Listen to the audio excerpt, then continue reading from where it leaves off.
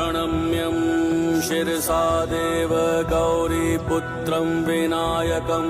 भक्तावासं स्मर नित्यं आयुः कामार्थसिद्धये प्रथमं वक्रतुण्डं च एकदन्तं द्वितीयकं तृतीयं कृष्णं पिङ्गाक्षं गजवक्त्रं चतुर्थकं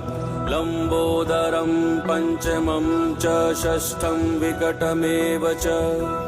सप्तमं विघ्नराजेन्द्रं धूम्रवर्ण तथाष्टकं